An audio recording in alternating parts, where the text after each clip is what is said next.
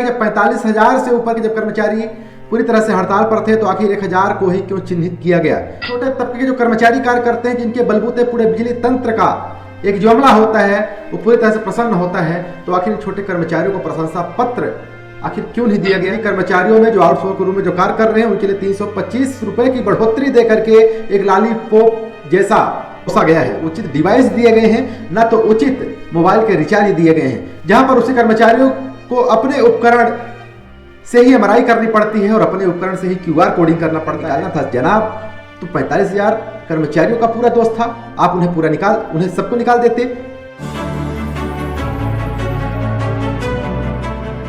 जय हिंद, आप देख रहे हैं विद टीवी में हर सवाल सभी साथियों को स्वागत करता हूं। आज मैं बहुत बड़े मुद्दे के साथ उपस्थित हूं, बात कर रहा हूं मध्य प्रदेश के बिजली विभाग की।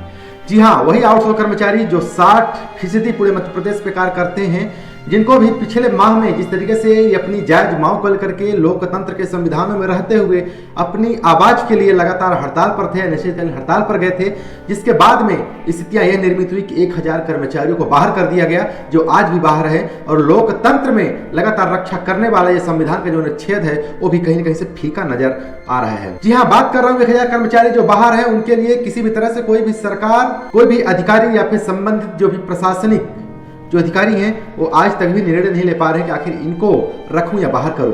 अरे बड़ा सवाल तो ये उठता है कि 45,000 से ऊपर के जब कर्मचारी पूरी तरह से हड़ताल पर थे तो आखिर 1,000 को ही क्यों चिन्हित किया गया।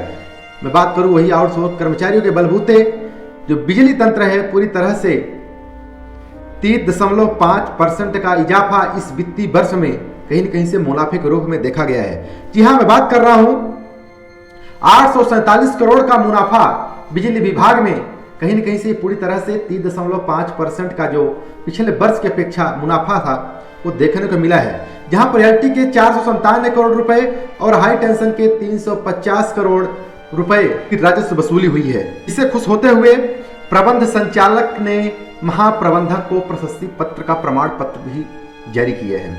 अब बड़े सवाल तो ये उठते हैं कि छोटे तबके के जो कर्मचारी कार्य करते हैं, जिनके बलबूते पूरे बिजली तंत्र का एक जो अमला होता है वो पूरी तरह से प्रसन्न होता है, तो आखिर छोटे कर्मचारियों को प्रशंसा पत्र आखिर क्यों नहीं दिया गया। और प्रशंसा पत्र के रूप में 1,000 कर्मचारियों को जो आउटसोर्स कर्मचारी के रूप में जो बाहर है, आखिर उनको बाहर का रास्ता क्यों दिखाया गया है। यहाँ पर बिजली विभाग के लिए अप्रैल माह से जिस तरीके से दावा किए जा रहे हैं, आज जो तस्वीरों पर देख सकते हैं, खबरों के मुताबिक बिजली कर्मचारियों की जो अटेंडेंस लगेगी ऐप के माध्यम से विद फोटो के साथ में लगेगी। लेकिन बड़े सवाल यह है कि लोकतंत्र की इस आज़ादी के दिन में भी एक काला दिन आउटसोर्स कर्मचारियों के लिए लगभग 1,000 कर्मचारी जो बाहर हैं उनके लिए आखिर शासन और वर्तमान सरकार कब जागेगी। यही सरकार लगातार कर्मचारी हित ऐसी बात करती है, लेकिन यहाँ पर बिजली कर्मचारियों में जो आउटसोर्स के रूप में जो कार्य कर रहे हैं उनके लिए 325 रुपए की बढ़ोतरी दे करके एक लॉलीपॉप जैसा पोसा गया है। आखिर 3.5% की अगर पिछले वर्ष की अपेक्षा अगर इस बार राजस्व संग्रहण में अगर बढ़ोतरी हुई है तो इन कर्मचारियों के साथ में इतना बड़ा सौतेला व्यवहार क्यों। और यही आउटसोर्स कर्मचारी जिनके बलबूते 3.5% बढ़ोतरी राजस्व संग्रहण में हुई है, तो 325 रुपए की आखिर इनके वेतन में बढ़ोतरी क्यों। बिजली विभाग फायदे में जाती है तो क्या इन कर्मचारियों के लिए एक छोटा सा प्रोत्साहन वेतन के रूप में नहीं देना चाहिए। क्या जब बिजली कंपनी जब लगातार घाटे के रूप में जाती है तो आखिर कर्मचारियों के लिए कहीं न कहीं से वेतन में विलंबता जैसा दृश्य देखने को मिलता है, तो क्या जब फायदे में जाती है तो इन कर्मचारियों के खाते में थोड़े बहुत राशि उस प्रशंसा के रूप में नहीं आना चाहिए।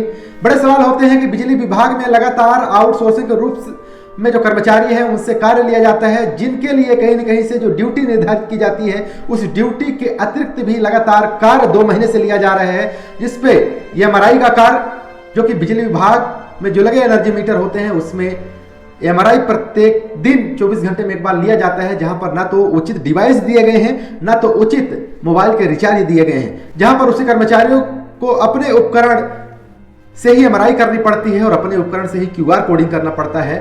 और क्यूआर कोडिंग की मैं बात बता दूं, लगातार एलटी उपभोक्ताओं के मीटर से लेकर के चाहे पंप पे उपभोक्ता हो वहां क्यूआर कोडिंग की जा रही है, एक्चुअल जो लोड होता है उसकी जांच की जा रही है, एक्चुअल लोड दर्शाया जा रहा है, लेकिन उसके पीछे कुछ भी नहीं मिल रहे हैं, ना तो उचित उपकरण ना तो उचित रिचार्ज। स्वयं के व्यय पर पेट्रोल खर्च, स्वयं के व्यय पर रिचार्ज और स्वयं के व्यय पर ही उपकरण का उपयोग किया जा रहा है। जहां पर मैं बता दूं जो उपकेंद्र पर कार्य कर रहे हैं या फिर फील्ड पे कार्य कर रहे हैं, उन्हें अपने ड्यूटी के अलावा अतिरिक्त कार, एमआरआई और क्यूआर कोडिंग का भी लिया जा रहा है, जहां पर कहीं न कहीं से लोकतंत्र की पूरी तरह से हत्या जैसी स्थितियां यहाँ पर अपनाई जा रही है, जिसके लिए किसी भी प्रकार के जो संबंधित जो अधिकारी होते हैं, जो श्रमायुक्त या फिर जो भी संबंधित प्रशासनिक अधिकारी होते हैं, पूरी तरह से खाट बिछा करके गहरी निद्रा में सो रहे हैं। आखिर इन आउटसोर्स कर्मचारियों का क्या दोष था जिन्हें 1000 कर्मचारियों को ही चिन्हित किया गया? अरे निकालना था जनाब,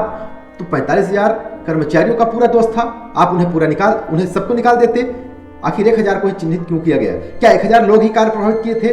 जब पूरे मध्य प्रदेश में 3 से 4 दिनों तक पूरी तरह से हड़ताल चली, अनिश्चितकालीन हड़ताल चली, जिसमें 45,000 कर्मचारी एक साथ आह्वान किए, तो आखिर एक साथ इन सबको क्यों नहीं निकाला गया? क्या लोकतंत्र में अपने अधिकार की बात करना गैर कानूनी है? अगर गैर कानूनी है तो 45,000 कर्मचारियों के साथ निकालना चाहिए था। बड़े सवाल, एमआरआई के लिए उचित उपकरण, क्यूआर कोडिंग के लिए उचित संसाधन के साथ में उचित व्यय, आखिर इसकी भरपाई कौन करेगा? चलिए इन तस्वीरों को लेकर के आपकी क्या राय है, कमेंट कर बताना भूलिएगा। इसी साथ देखते हैं बिन पे टीवी। मैं रंजित सवाल, जय हिंद।